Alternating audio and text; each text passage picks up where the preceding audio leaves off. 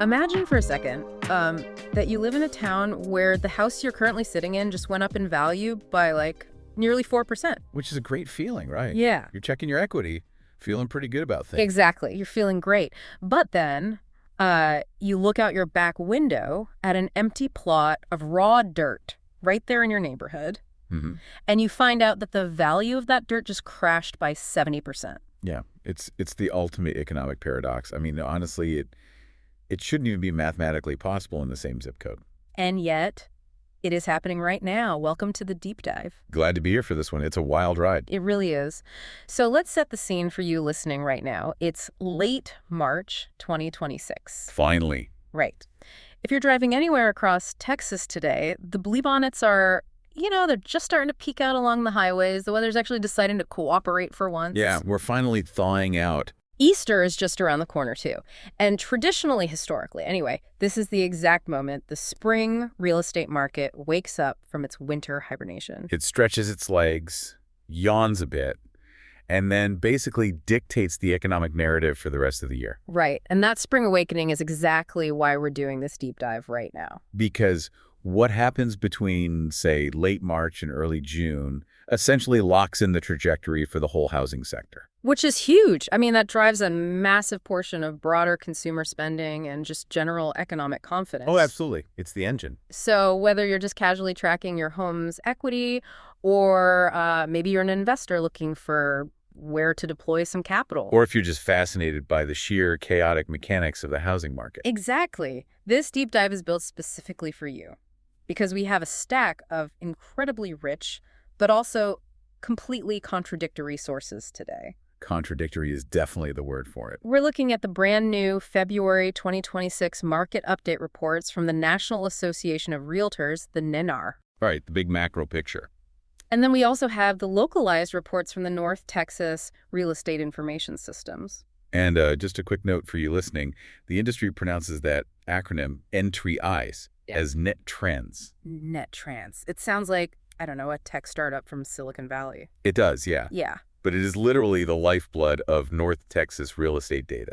And on top of the NAR and Net Trends reports, we have some highly granular street-level data provided by Peet Realty. Which is where things get really interesting. So our core mission today is to cut through those national headlines. Because let's be honest, they're mostly designed to generate panic. Panic or, irrational exuberance. Right. We want to uncover what the actual mechanics of the market are doing on the ground. And we're going to do that by maintaining a hyper-focus on Parker County, Texas. We're going to start from this 10,000-foot national view, look at the macroeconomic weather system, and then... Right here all the way down. Yeah, there's all the way down to a specific plot of dirt in Parker County. Because if there's one thing this data proves, it's that macro numbers completely obscure micro realities. You just can't price a home based on national averages? No, you can't. The national news forces us into this aggregated mindset, which is fundamentally flawed when you're dealing with something like real estate. Because it's a non-fungible, highly localized asset. Exactly. Let's look at that global weather report first. According to the February 2026 NAR data, U.S. existing home sales dropped.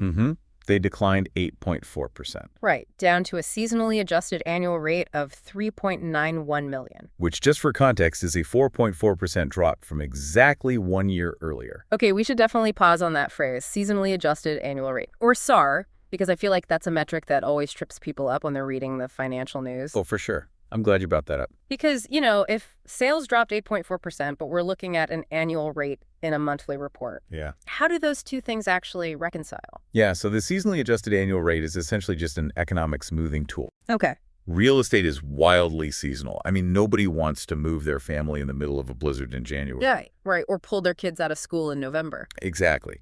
So raw transaction volume in the winter is always drastically lower than in the spring or summer. So if we just looked at raw month-over-month numbers... the market would look like it was crashing every single December and booming every May. It would just be a heartbeat monitor of the weather. Right. So economists apply a seasonal adjustment factor to the raw February data. They're estimating what the total sales for the entire year would be if every month behaved exactly like this February. Factoring in its normal historical weight.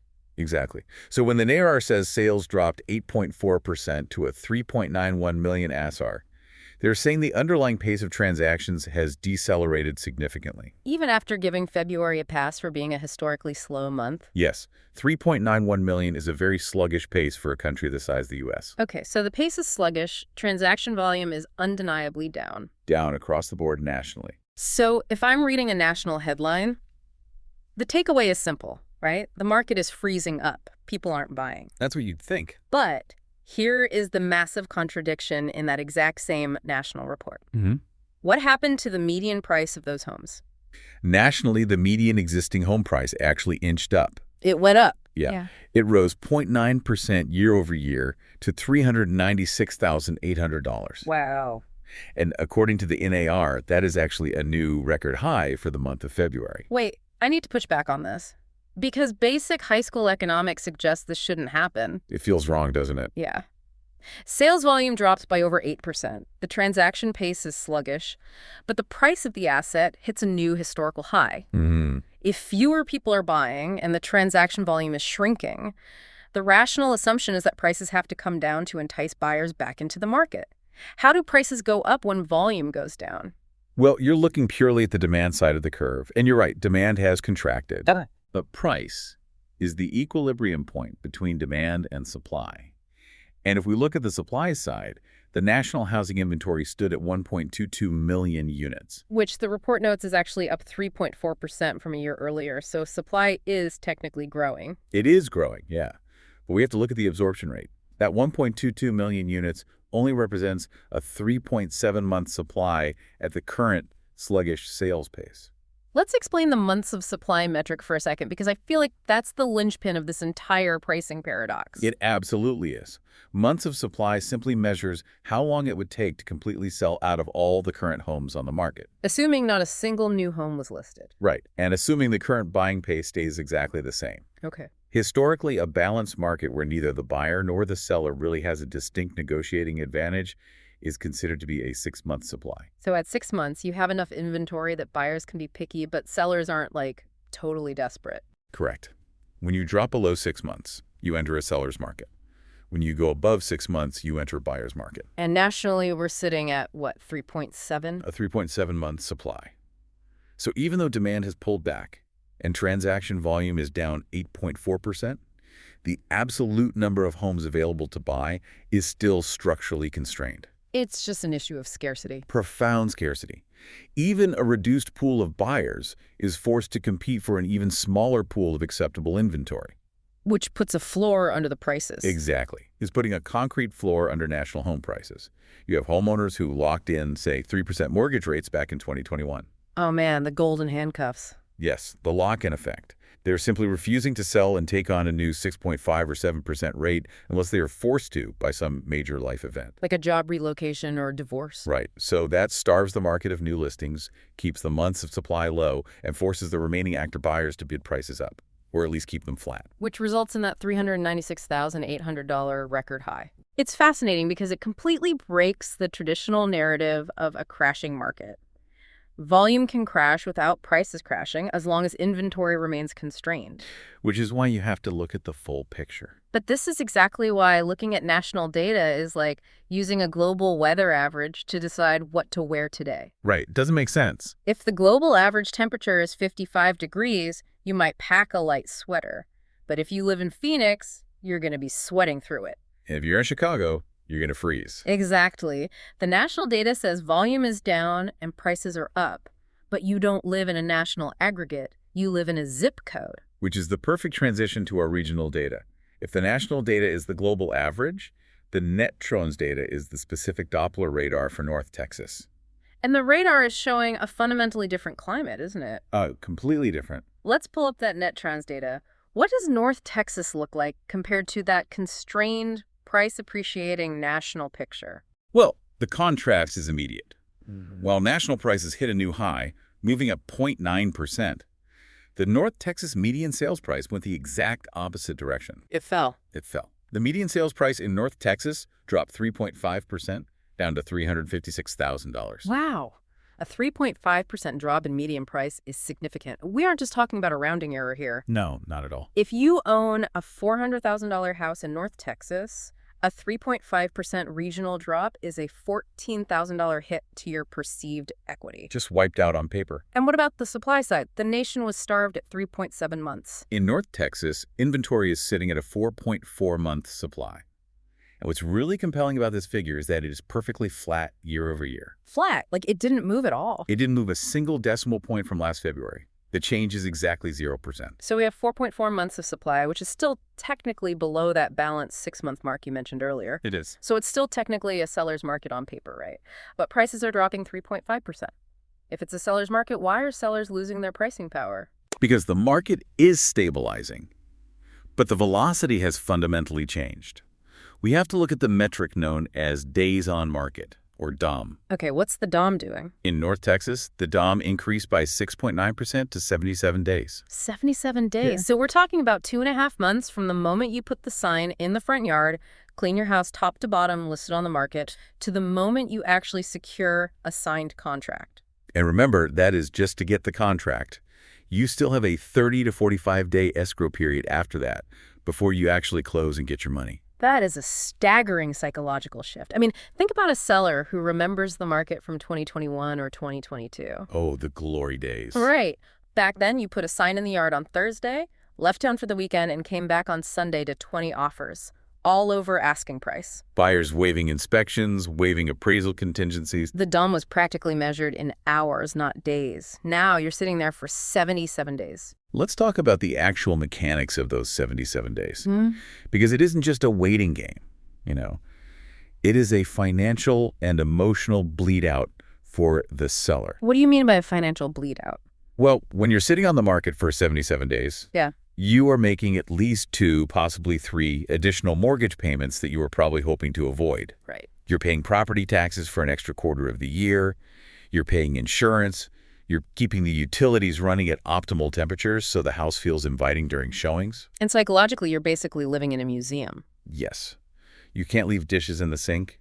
You have to constantly wrangle the dog and leave the house at a moment's notice for a showing that might not even result in an offer.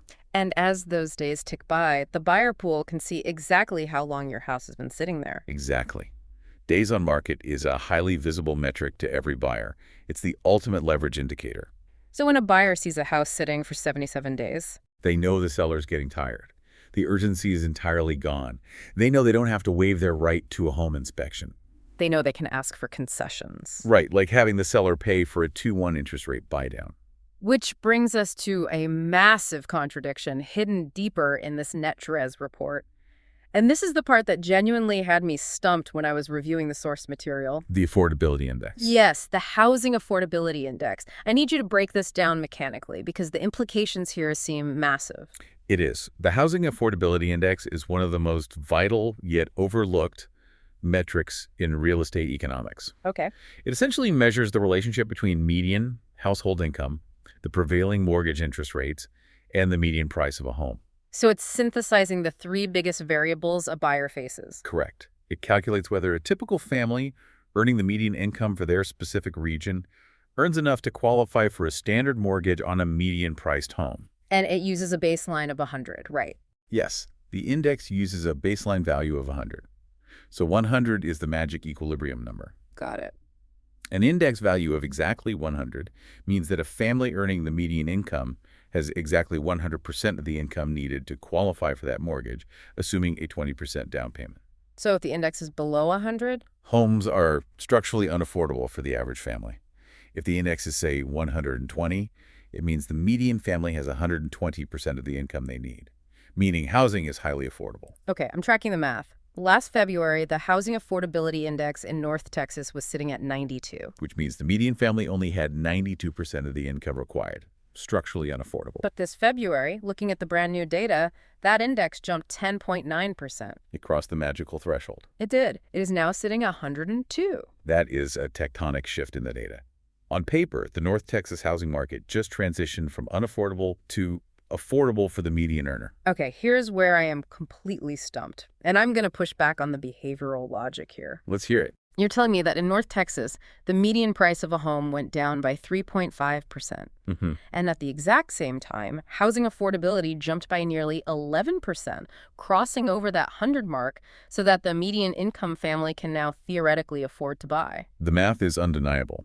The combination of that 3.5% price drop, coupled with presumably some localized wage growth or slight rate adjustments during that specific window, it pushed the index up. So if homes are suddenly more affordable and prices are down, why did pending sales in North Texas decrease by 6.4%? Ah, there's the rub. Pending sales, which represent buyers actively writing contracts, dropped to 8,748. If things are cheaper and people finally have the mathematical capacity to afford them, shouldn't that trigger a massive buying frenzy? You would think so. The gates are open. Why are pending sales shrinking? That is the crucial gap between a spreadsheet and human behavior. Right. You're assuming that just because a buyer can afford a home, they will immediately execute the transaction. But real estate is not a perfectly rational, hyper-efficient market. It's deeply emotional. It's behavioral economics in action. So what is the behavioral psychology of a buyer who finally crosses that 102 affordability threshold, but decides, nah, I'm not going to buy? Think of it like a game of high-stakes poker, where the buyer and the seller are just staring across the table at each other. Okay. The buyer's been locked out of the market for 2 years. They finally have the chips to play. But they look at the board. They see that days on market has stretched to 77 days. They see the 4.4 months of stable inventory? Right. And they see the prices have already dropped 3.5%. Oh, I see. They smell blood in the water. Precisely. If you are a buyer and you see prices trending downward, your primary fear shifts from fear of missing out to fear of catching a falling knife. Wow. You don't want to buy a house today if you think it's going to be 3% cheaper in 6 months. So you sit on your hands, you wait, you wield your leverage, you know the seller is bleeding out financially day by day. And we can actually see the exact outcome of this poker game in the data. There's another key metric in the Net Trez report, percent of original list price received. Yeah, this is the capitulation metric. Right now, sellers in North Texas are getting 93.3% of their original list price. That's down 1.2% from last year. Let's contextualize that 93.3% for a second. Please do. If you're a seller and you list your home for $400,000, you are, on average, walking away with about $373,200. You are taking a nearly $27,000 haircut off your initial expectations. That's a huge pill to swallow. Why does that happen? Why do they list at $400,000 if the market is only willing to pay $373,000? Because of anchoring bias. Sure. Sellers anchor their expectations to the absolute peak of the market.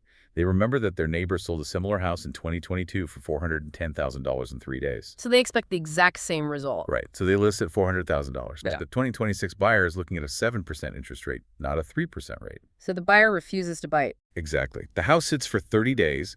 The seller does a small price reduction. It sits for another 30 days. The DOM stretches to 77. And eventually the seller just hits a pain threshold. Right. Maybe they already bought another house and are carrying 2 mortgages, or maybe they just can't stand keeping the house perfectly clean anymore.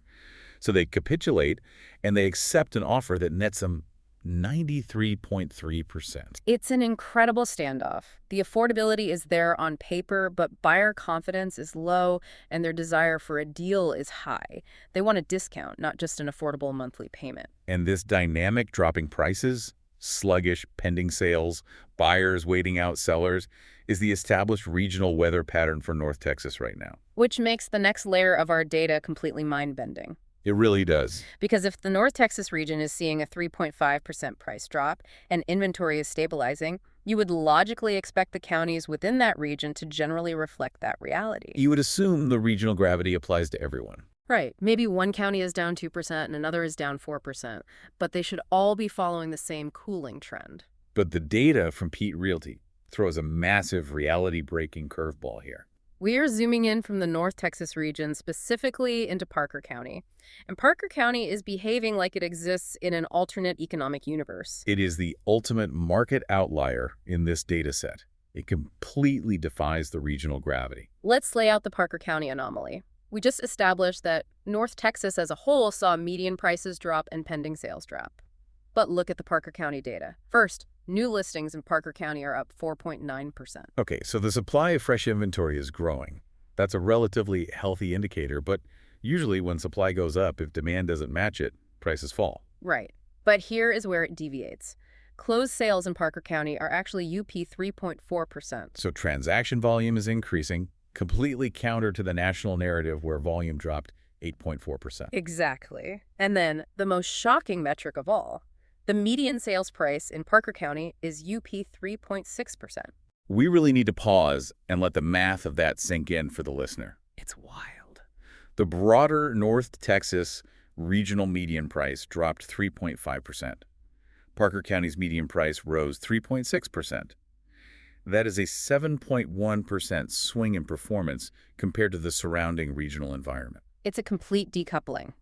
If new listings, which represents new supply, are up almost 5%, basic economic principles tell us that adding more supply to a market should put downward pressure on prices. Especially when the surrounding region is already experiencing price drops. Why is Parker County doing the exact opposite? To understand this, we have to look at the mechanics of desirability and structural demand. Now, our source reports from NetTrace and NAR, they focus purely on transaction metrics. They don't give us the why. Exactly. They don't provide demographic migration data or qualitative surveys asking people why they moved, but we don't need qualitative surveys. We can extrapolate the underlying cause based purely on the transaction math. Walk me through that mathematical deduction. It's a question of absorption velocity. When an increase in new listings, higher supply is met with a simultaneous increase in closed sales, higher transaction volume, and that collision still results in higher prices. There's only one logical conclusion. Right. The demand curve isn't just matching the supply curve, it is aggressively outpacing it. People are specifically targeting Parker County.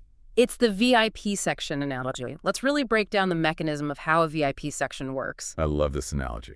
Think about a massive, incredibly popular restaurant. The main dining room represents the broader North Texas region. Currently, the main dining room is having a slow night. They've got open tables, people are lingering over their drinks, and the host is practically begging people to come in. Offering discounts on appetizers, yeah. Right. Prices in the main dining room are dropping. The 3.5% regional price drop. Exactly. But over in the back of the restaurant, there is a velvet rope. That's Parker County. And even though management keeps adding more tables behind the velvet rope, which is our new listings going up 4.9%, the line of people outside the club specifically demanding to sit in the VIP section just keeps getting longer. The demand is inelastic relative to the rest of the venue. Right. So the bouncer at the VIP section looks at the line, looks at the newly added tables, and realizes they still have more people than chairs. So what do? They raise the cover charge. Closed sales go up because they're seating more people, but the price of entry goes up 3.6% because the exclusivity commands a premium. It's crazy. It's a brilliant way to conceptualize it. Regional economic weather systems do not distribute their effects evenly. While a buyer in Dallas or Tarrant County might be playing that patient poker game we talked about. Looking at the 77 days on market, knowing the seller is bleeding. Right, and demanding a 7% discount off the list price. The buyer, looking in Parker County, is facing a fundamentally different, highly competitive landscape. The velvet rope changes the psychology entirely. Which perfectly validates the core mission of this deep dive. Local data is the only data that matters. Absolutely. Think about the real-world application of this. If you own a home in Parker County and you turn on a national cable news network, you hear an anchor say, existing home sales are down 8.4% nationwide. The market is stalling. Or you pick up a regional business journal and the headline reads, North Texas home prices drop 3.5%. Right. If you consume that macro data, you would rationally conclude that your local market is deteriorating. You might panic. You might think, I missed the peak, my equity's evaporating, if I need to sell, I should probably list it for less than my neighbor did last year. When the localized factual reality is that your specific county is seeing rising transaction volume and rising prices. You are sitting in a localized bull market that is completely surrounded by a regional stabilization period. And if you price your home based on the national news, you are going to leave tens of thousands of dollars on the table. You cannot manage a micro asset with macro data. Never. So Parker County looks like an unstoppable juggernaut on paper, defying gravity, defying the region. But what happens when we zoom in even further? Because the beauty of this Peet Realty data is that we can go deeper. We can always go deeper. the micro-realities always hide another layer of complexity. This is where it gets genuinely wild. They are going to parachute down from the county level into a specific city within Parker County, and we're going to look at a fundamentally different type of real estate asset. And this is where the data doesn't just throw a curveball, it basically flips the entire poker table over. This is perhaps the most profound lesson in market nuance in the entire data set. We're moving from macro to the regional to the local, down to the absolute granular micro data. Let's look at Weatherford. Weatherford is a key, highly desirable city located right in the heart of Parker County. But we are not going to look at single-family homes this time. We are going to focus specifically on the data for land sales, raw, undeveloped dirt. And the contrast here is genuinely staggering. It almost defies belief until you unpack the mechanics behind it. My brain short-circuited when I first read these numbers. I had to double-check the source report to make sure it wasn't a typo. I don't blame you. Let's compare February of 2025 to February of 2026 for raw land sales, specifically in the city of Weatherford. First, let's look at the transaction volume. Land sales technically went up. They went from 4 sales in February 2025 to 6 sales in February 2026. A very small sample size, obviously, which makes the data inherently more volatile. Yeah. But still, a 50% increase in raw transaction volume. Right. More pieces of dirt changed hands.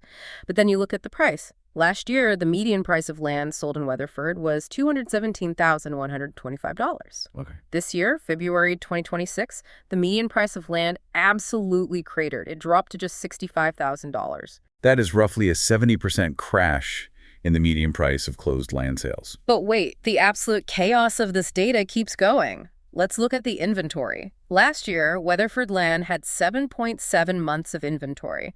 A little bit buyer-friendly, sure, but relatively balanced for raw land. Because land always moves slower and has less liquidity than a move-in ready house. Exactly. But this year, inventory for Weatherford land skyrocketed to a staggering 17.2 months of supply. Let's translate that into practical terms. That is nearly a year and a half of raw land supply sitting on the market, completely unsold, assuming the current buying pace remains steady. And the days on market for this land stretched out to 165 days. Wow. So I need you to synthesize this massive paradox for me. How can Parker County's overall residential median price be UP 3.6%, completely bucking the regional slump and proving immense desirability, but the median price of the actual dirt in its key city of Weatherford has crashed by 70%? With a year and a half of surplus inventory just sitting there gathering weeds. Right. Are people desperately buying houses, but absolutely refusing to buy the dirt underneath them? This is where we have to fundamentally separate asset classes and understand how they are financed and consumed. Okay, separate them how? The overall Parker County numbers, the ones showing robust health, a velvet rope VIP section, and rising prices are overwhelmingly driven by the residential home market. Existing move-in ready single-family homes. The structures. Right. The Weatherford land data suggests a totally different narrative playing out parallel to the housing market. Two completely different realities existing in the exact same zip code, separated only by whether or not there is wood and brick sitting on top of the dirt. Precisely. And the key to understanding this 70% price crash lies in the composition of what is actually selling. The composition. When we see median land prices drop from $217,000 down to $65,000, we're not necessarily seeing the exact same 5-acre parcel of land lose 70% of its inherent per acre of value. Because that would be an apocalyptic economic collapse. It would. Instead, we have to consider a shift in the type of land that is transacting. Explain the composition shift. Who was buying the $217,000 land last year, and who is buying the $65,000 land this year? Let's look at the financing mechanics. Buying a move-in ready home usually involves a standard 30-year fixed-rate residential mortgage. It's heavily subsidized by entities like Fannie Mae and Freddie Mac. It's relatively easy to get if you have good credit. Exactly. But buying raw land, especially large parcels for development, requires commercial loans, construction loans, or massive amounts of pure cash. And those loans are different. Very different. Construction loans are generally short-term, adjustable rate, and carry significantly higher interest rates than residential mortgages. So the cost of borrowing money to buy land is much more painful right now. Exactly. So hypothesize what happens to a large-scale developer. Last year, they were buying massive $200,000 plus plots of land to subdivide and build neighborhoods. But as commercial interest rates remained elevated, and the carrying costs of holding land for 17 months became prohibitive, those big developers entirely pulled back from the market. They stopped buying. So if the big developers stop buying the big expensive plots, who is left in the market? Only the individual custom home builders or retail buyers looking for a small piece of dirt. They aren't buying 20 acres for $250,000. They're buying a quarter-acre lot in an already developed subdivision for $65,000 to build a single custom home. Oh, wow. Right. If the only transactions that actually close are these small, retail-level lots, the median price of the data set will instantly crash to $65,000, even if the underlying per-acre value of the land hasn't dropped by 70%. The mix of what is selling changed drastically. That makes incredible sense. It's an illusion created by the median calculation. Solely. It's like if a car dealership normally sells Porsches and Hondas and their median sale price is $60,000, but suddenly everyone stops buying Porsches and only buys Hondas, their median sale price might crash to $25,000. The Porsches didn't lose their value. They just stopped moving off a lot. Exactly. The composition of the sales shifted entirely to the lower end. Okay, I buy the composition argument for the price crash. But the inventory number, 17.2 months of supply. Yeah, that's... You cannot explain that away with just the mix of sales. That is a hard, undeniable metric of massive oversupply. No, you can't explain that away. That metric is structural. It indicates that raw land in Weatherford is currently a buyer's absolute paradise. It is a highly illiquid market. Extremely. If you are a buyer looking for a lot to build your dream home in a few years, you have unprecedented leverage right now. You have 17.2 months of options to choose from. You are negotiating against sellers who have been sitting on the market paying property taxes on empty dirt for an average of 165 days. You hold every single card in the deck. Every single one. While at the exact same time, if you want to buy an existing move-in ready house in the exact same town, you are fighting in a highly competitive, appreciating VIP market where prices are up 3.6% and inventory is tight. It is the ultimate tale of two asset classes. And just to highlight how chaotic, hyper-local, and completely disconnected these micro-markets can be from one another, let's briefly look at another city included in the localized data, Azle. Azle, Texas, another local city in the immediate area. Look at their raw land data. Azle only had a single land sale in February 2026. One transaction. One piece of dirt. And their inventory is actually even higher than Weatherford's. Azle is sitting at 18.7 months of raw land supply. So an even bigger glut of land than Weatherford and practically zero liquidity. Only one person bought dirt. Right. You would assume, with 18.7 months of supply and zero demand, that the seller of that one property must have taken an absolute beating on the price just to get outright. That's what the logic dictates. Supply is infinite, demand is non-existent. The buyer should have dictated the terms. But look at the list price received metric for Azle land.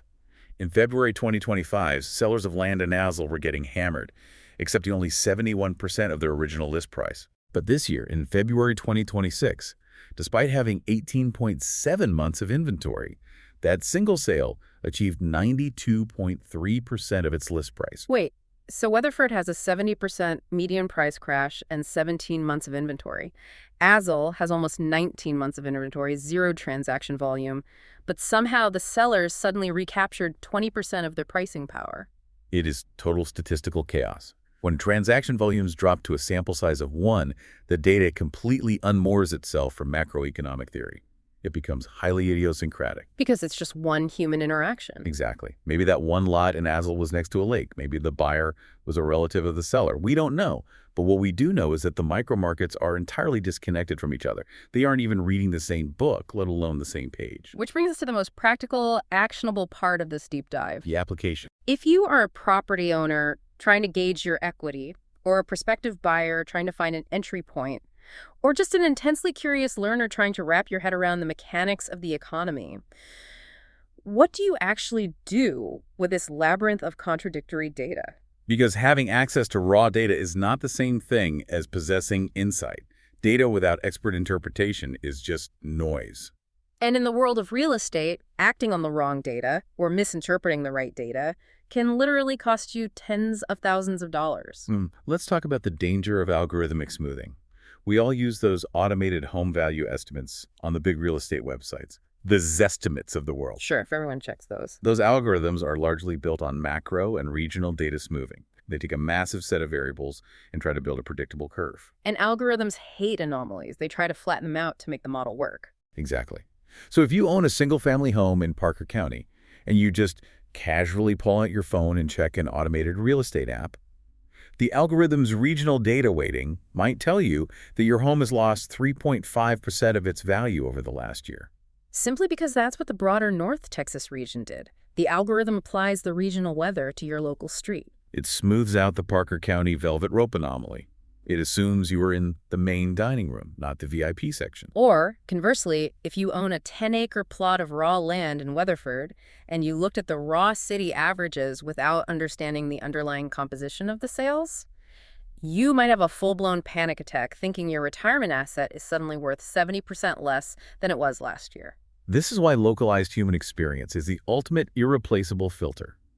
We mentioned earlier that the highly granular street-level data sources we use today were compiled to showcase the expertise of David Peet, an agent at Peet Realty. The source notes specifically highlight that David has over 10 years of experience navigating these specific counties.